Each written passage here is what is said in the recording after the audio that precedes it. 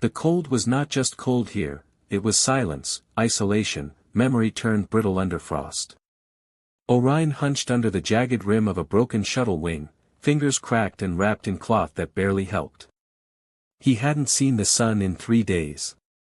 The planet, some forgotten name in a forgotten system, spun beneath a sky full of silver clouds and the taste of iron. He'd crashed 17 nights ago. Maybe 18. The cold didn't keep time. Neither did Orion anymore. His breath smoked in short, rough bursts. He checked his scanner again. The pulse returned, again, faint and irregular, maybe 100 meters northeast. Too small for a predator. Too warm for just rock. Not his own beacon either. Something alive. He narrowed his eyes and packed up fast. Storm fronts moved quick here. He had 15 minutes, maybe 20, before the next whiteout hit. The snow was ankle-deep and crystalline, cracking like broken glass under his boots. Above him, frozen branches groaned and swayed in gusts of wind sharp enough to draw blood. The signal got stronger. Orion slowed as he crested a drift. Then he saw her. She was curled at the base of a dead tree, silver skin dulled with frost, long limbs tucked inward as if trying to vanish into the snow. She couldn't have been older than 11, though Orion wasn't sure if her species even aged the same. Her eyes, barely open, were glowing faintly, a soft, trembling violet. She didn't move. He didn't hesitate. He dropped to his knees, pulling off his outer jacket, and wrapped it around her. "Hey," he whispered. "Don't sleep." No answer. Her body was ice-cold. Her breathing was shallow, fragile. He pressed his fingers under her chin, checked the pulse. Slow. Weak. But there. He looked up. Snowflakes had started to fall again, bigger now. The storm was almost here. Orion stood, cradling the girl against his chest like a memory he couldn't bear to lose. "Hold on," he said. "We're going to make it." He turned back toward the ridge and the cave he'd found 3 days ago. It wasn't far. Just across the pass. But with her weight in his arms and the wind now screaming down from the mountains, every step was a war. Inside the cave, the air was thick with the scent of old fire and melted resin. He laid her gently onto the foam mat near the heat stone pile, flicked the flint switch, and flame leapt up with a hiss. Warmth began to bleed into the space like a blessing. Her skin shimmered under the orange light. Strange scars marked her ribs. Her legs were thin, too thin. She hadn't eaten in days, maybe more. There were bruises on her collarbone, half hidden under frost-burnt cloth. Orion's stomach twisted. He poured a cup of melted ice, warm enough to coax rather than shock, and tipped it slowly to her lips. "Drink," he whispered. Her lips parted. "Barely." She sipped. "Not much." "Enough." "You're safe now," he said again, and though she didn't respond, her hand, fingers like soft wires, touched the edge of his sleeve and held it. Just held. The storm came hard that night. Orion didn't sleep. He watched her. She slept, barely, breath hitching sometimes like someone caught in memory. At one point she mumbled something in a language he didn't know, 3 soft syllables, repeated. He said them back, trying to match the sound. She didn't answer, but her brow relaxed. Outside, howls echoed, long, low, hungry. Not wolves. Not anything from Earth. He checked the perimeter sensors. For movement pings. Circling. The apex predators here were shaped like big cats, but leaner, whiter, faster. He'd seen them rip open a ceramidal container with one strike. They were smart. They remembered faces. And smells. They could smell the girl. Orion stood, lifted his rifle. 3 shots left. That was it. He hadn't found more batteries. He aimed it at the mouth of the cave and waited. He didn't know why he was doing this. She wasn't human. Wasn't even someone he'd met before today. But her fingers had held his sleeve. And that was enough. Somewhere in the wind, a growl vibrated low and slow. They were closer now. He braced himself. But the beasts never entered. Not that night. By dawn, they were gone. Orion stepped outside with the rifle drawn and found the snow churned in wide circles, but no bodies. Just claw marks. And strange dark smears near the entrance. He looked up. Above the cave, etched into the cliff face in lines that shimmered faintly under sunlight, was a pattern, symbols not made by wind or hand. Curved lines, interwoven with starbursts and what looked like wings. He looked back at the girl. She was awake now. Barely. Watching him. You made that?" he asked softly. She blinked once. Then her lips moved again. A whisper. "Sereni." Orion crouched beside her. "That's your name?" She didn't respond. But the way her eyes locked on his made it feel like a yes. They stayed in the cave 3 more days. She spoke little. Ate in small bites. Drank when he offered. But each day her strength returned a little more. She asked questions in broken common. "What was your ship? Why are you alone? What is that?" Pointing to his tools, his rifle, the thermal coils he used to warm the walls. Orion answered simply. "I was a repairman. My ship was called the Luma's Hush. We hit a mine field near the belt. I was lucky. I think. Lucky to live. Unlucky to land here." She frowned at that. "You don't like being alive?" she asked, softly. He hesitated.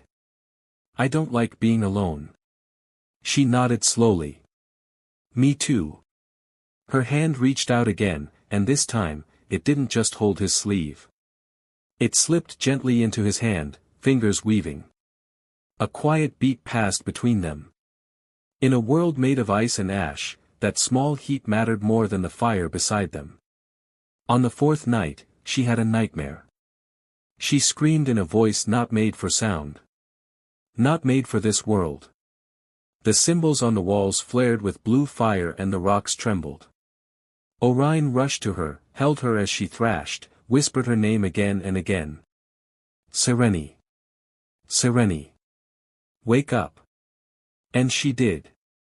Her eyes locked on his, wide and glowing. Her hands reached for his face.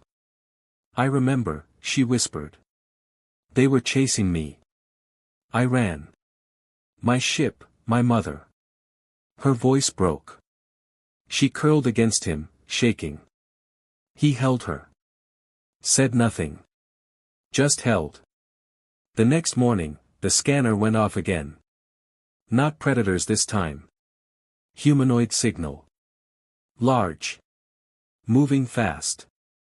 6 minutes out. Orion turned to Sereni. Her eyes widened. "They found me." He nodded.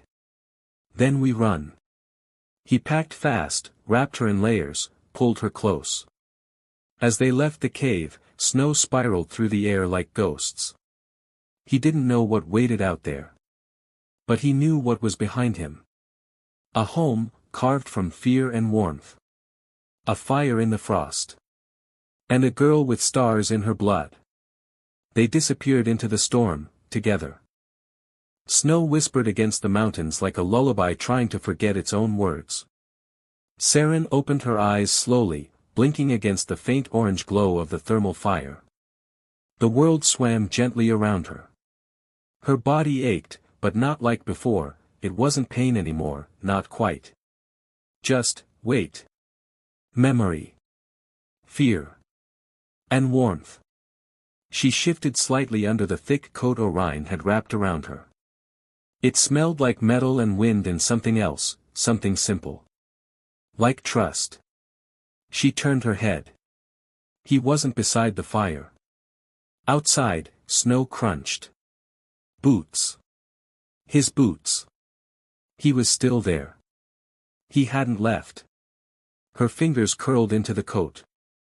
Her breath fogged lightly as she whispered a word she hadn't dared say in days. Safe. When Orion returned, his arms were full of snowberries and dried strip root. Not much, but edible. He looked surprised to find her sitting up. You're awake, he said, quietly.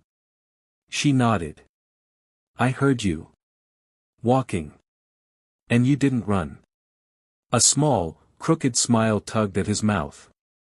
Why would I run? She paused. Everyone ran. Before. He handed her a water flask, crouched beside her. I won't. She didn't answer, but when he moved to stand, she reached out and touched his sleeve again. He paused. Will you stay? She asked. He nodded. As long as you want. Her voice dropped to a whisper. Forever. He hesitated, then, softly, maybe longer than that. She told him her name the next night. Not the one she remembered at first, not Sirene, the sound of a child calling out through frost. But the name her mother had given her, in a language no longer spoken. Saren, she said quietly, watching the fire dance against the cave wall. It means, light between storms. Orion looked at her, eyes unreadable. It suits you. You don't know me. I'm learning. She thought about that. About learning someone slowly. Gently. Not by taking, not by tearing. But by watching the way their eyes softened when they spoke, or how they wrapped a coat around you even though they were freezing too. I want to learn you, she said. Orion blinked, startled. Then smiled. Okay. They traveled by night now, when the air was clearer and the predators slept. Orion carried most of their supplies, but Saren insisted on walking. I don't want to be carried, she said. Why not? Because I don't want you to break. He laughed then, not cruelly, not loudly. Just a quiet laugh like sunlight through trees. You weigh as much as a dream. Dreams are heavy, she said. The real ones. He didn't argue. On the fourth night, they found Tuluan. He was sprawled under a shattered skyridge, one arm pinned beneath ice, bleeding from a slash across the chest. Not human. Not like her either. His skin was ochre gold, with narrow eyes and bioluminescent ridges down his neck. Saren gasped. I know him, she whispered. He's from the far colonies. He helped us once. Years ago. Orion knelt beside the injured alien and began wrapping the wound. He's still breathing. Tuluan opened one eye. It glowed green. Child, he rasped. Still running. Saren stepped forward. What happened? Tuluan coughed. They sent others. Not hunters. Not beasts. Thinking ones. Weapon finders. Sniffers. They know you lit the snow. They're close. What do they want? Orion asked. Tuluan looked up at him, wary, then at Saren. Her heart. Not the beating one. The burning one. Saren's hand clenched. I'm not ready, she said. You were born ready, Tuluan whispered. You just didn't want to be. Orion helped lift him gently, carrying him between them. We can't stay here, he said. We'll find another shelter. There's one, Tuluan muttered, old glider station, Northwest Valley. If they haven't stripped it. We'll make it, Saren said. And she took Orion's hand. Not because she was afraid. But because she wanted to. The glider station was half buried in ice, but the interior still held power. Soft blue lights flickered on when they entered, and the warmth of old circuitry buzzed through the walls. Tuluan fell asleep almost instantly. Orion covered him with a solar blanket and checked his pulse. Steady. Slow. Saren stood near the old control panel, looking at her reflection in the glass. I used to think I was something broken, she said. Orion stepped beside her. You're not. Then why do people want to use me? Because they're afraid of the things they can't make or control. She looked at him. Are you afraid of me? He held her gaze. No, I'm afraid of losing you. She blinked. And then, without warning, she leaned forward and pressed her forehead to his. Not a kiss. Not yet. But more than words. Just warmth. Just closeness. Just the beginning of something neither of them could explain, but both of them could feel. That night, Saren dreamed of fire again. But this time, she didn't scream. She stood in the middle of it, and it bowed to her.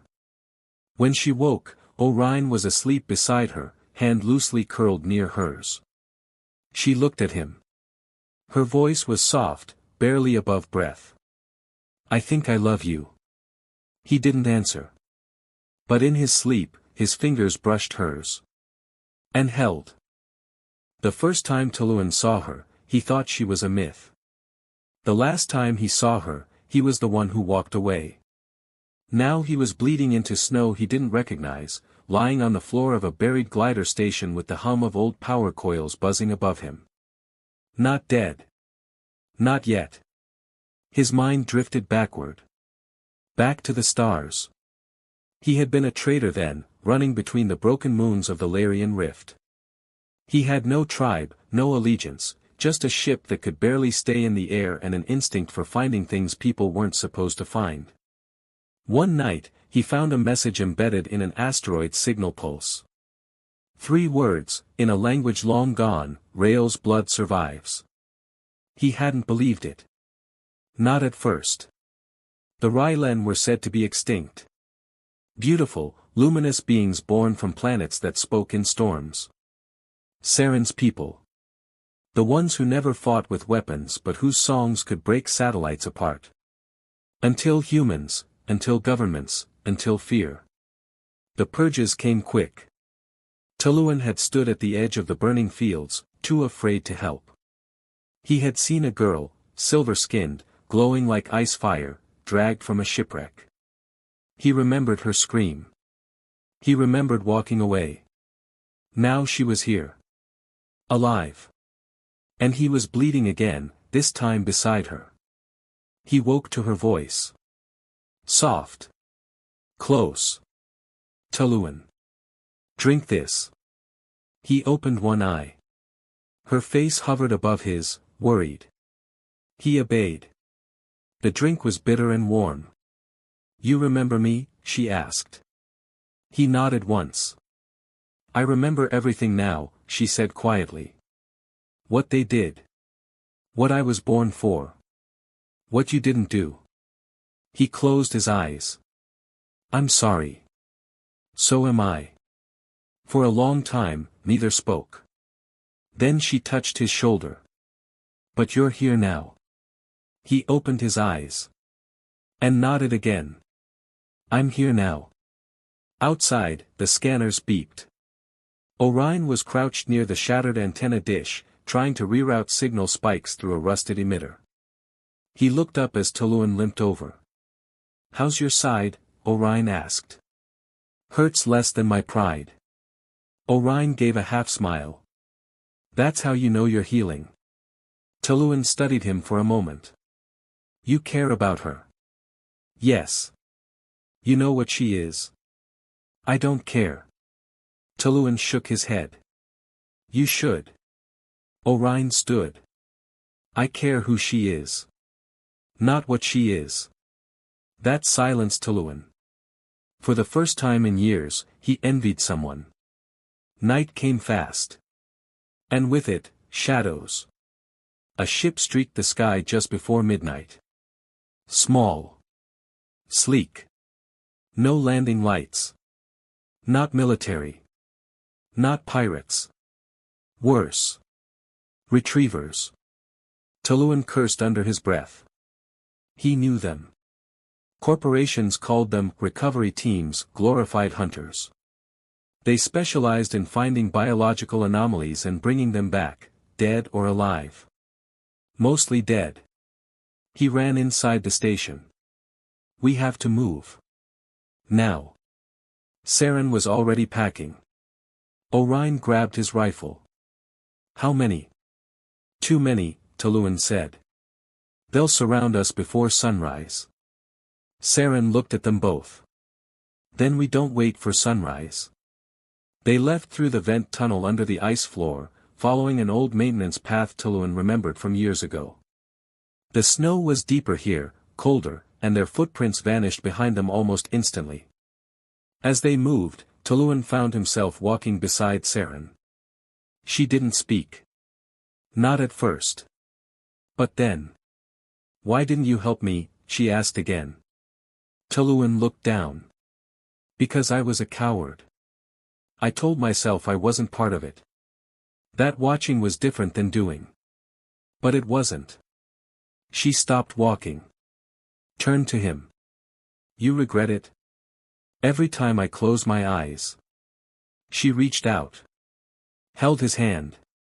Then maybe, she said, you can help me now. Dawn approached in thin bands of gray and white. They reached a high ridge above a glacier field. Below, the retriever ship was visible, parked like a wound in the snow.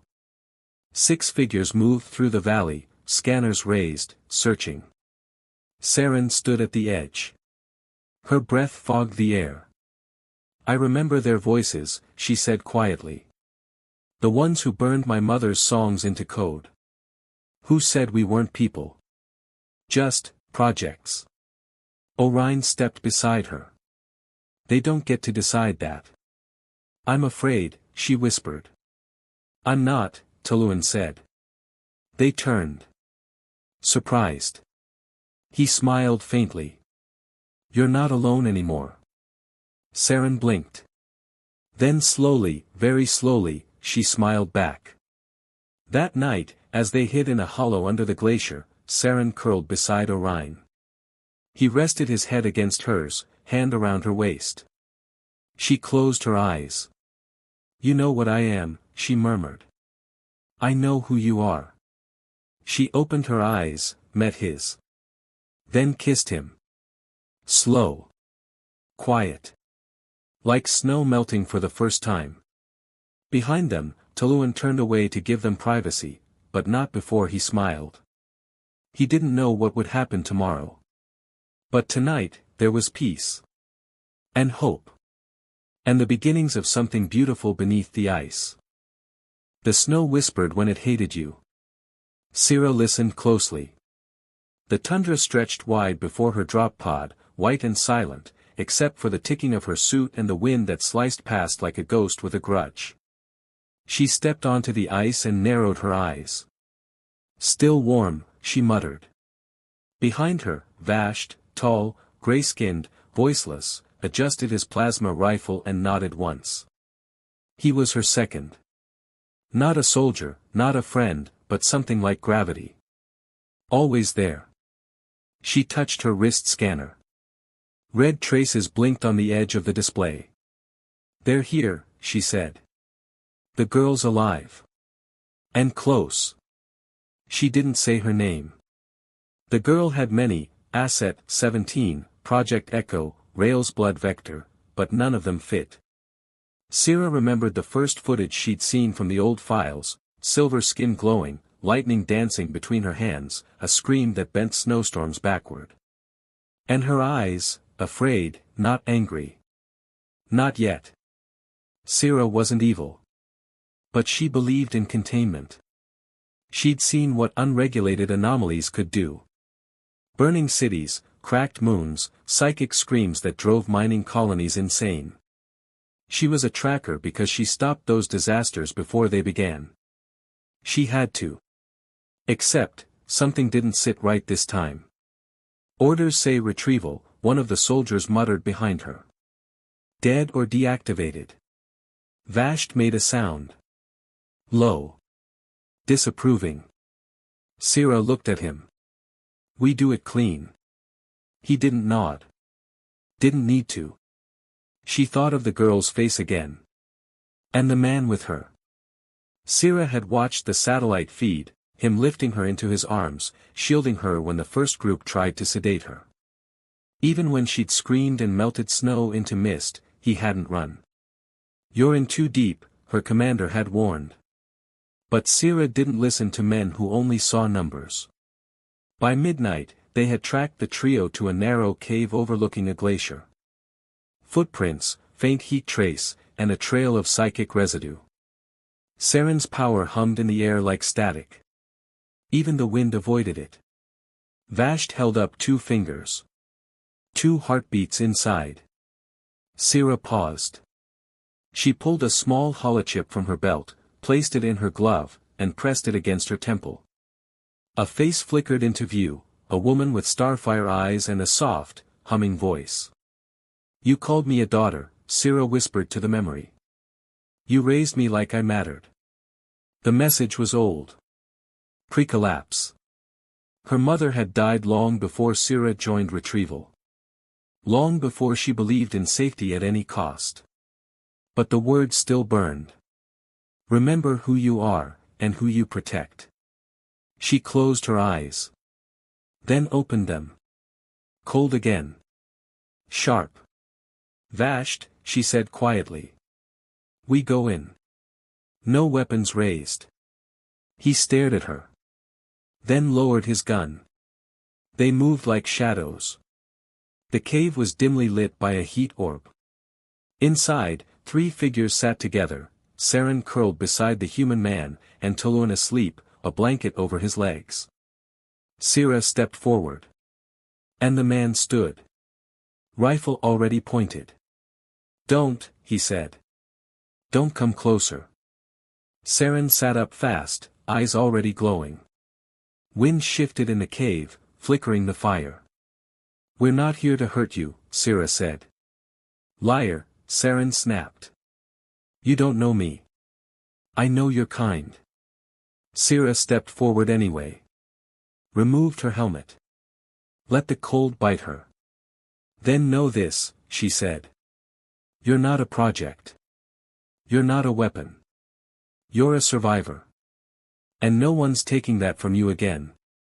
The wind stopped. Saren blinked. "What do you want?" the human asked. "To give you a choice." Saren rose to her feet. And slowly, walked forward. Outside, the storm began again. Snow fell like ash. The wind howled warnings. But inside the cave, something shifted. A silence. Then a single breath. Then. Light. Not a weapon's light. A heart's. Saren reached for Sira's hand. Sira let her. And something inside her broke, gently. It wasn't guilt. It was release. "I'm not going back," Saren said. Sira nodded. "Then we'll make sure no one follows." Vashti stepped behind her, lifting the signal jammer and igniting its override. Their own comms were burned instantly. "What are you doing?" Orion asked. Sira looked at him. "Buying you time. Maybe days. Maybe hours. But time. You'll be hunted. We already are." She turned back to Saren. "Go. Run. Live." Saren hesitated. Then, gently, she reached forward and touched Sira's forehead. A glow passed between them. And a memory. Sira gasped. A lullaby. A woman's voice. Warmth. "You're not broken," Saren whispered. "You just forgot." Then she turned. Took Orion's hand. And they ran into the white. Hours later, Sira and Vashti stood alone on the glacier. Retrievers would come. New ones. Crueler ones. But the girl was gone. And for once in her life, Sira hoped they never found her. She looked at Vashti. "How long do you think she has?" He signed back with his hands, slow and certain. "Forever." If we're lucky. Syrah smiled faintly. Let's be lucky, then.